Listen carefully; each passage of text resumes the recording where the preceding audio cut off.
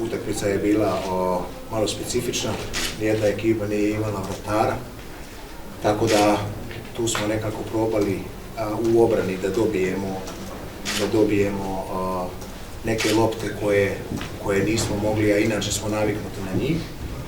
I to se je naročito odrazilo i u drugom poluvremenu. U prvo poluvreme smo vidjeli strašno napadački rukomet, u drugom poluvremenu se je bila jedna i druga ekipa zatvorena. Palo je puno manje golova.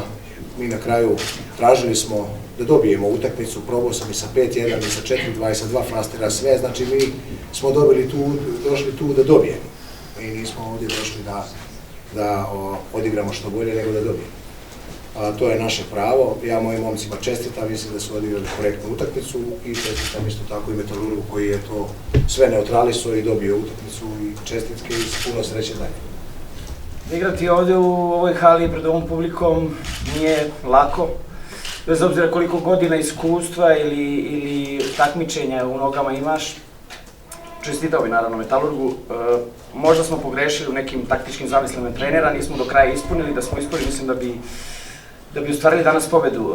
Čestitam im još jednom i ovo je samo prvo poluvreme, vidimo se u februaru u Minsku. Odigrahme jedan dobar nadprevak, su mnogo golovi. U prvото poluvreme odbranata не ни функционираше како што треба, примивме доста голови, што не е типично за нашата екипа. Во второ полувреме се поправивме во одбрана, се боревме до крај. Голманите денеска има лош ден, примија доста голови со малце одбрани, но на крај победивме, освоивме 2 бода, а идеме дајле. Mislim da su oni u odnosu na prošlu godinu mnogo raznovrsniji i znao sam da će biti jako teška utakmica.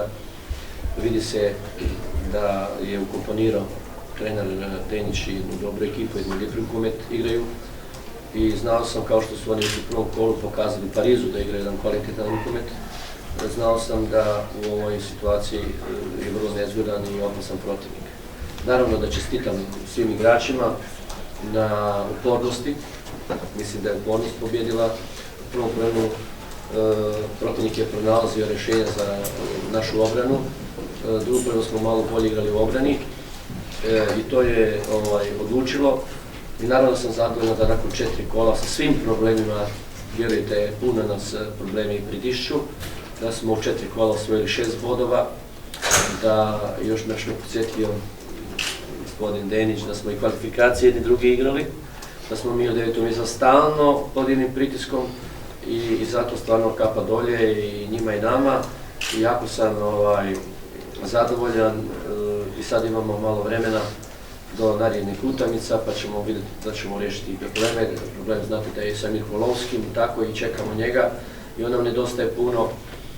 Ništa, trebamo sada jednostavno sanirati sve povrede koje imamo i kod Markovskoga također i ići dalje.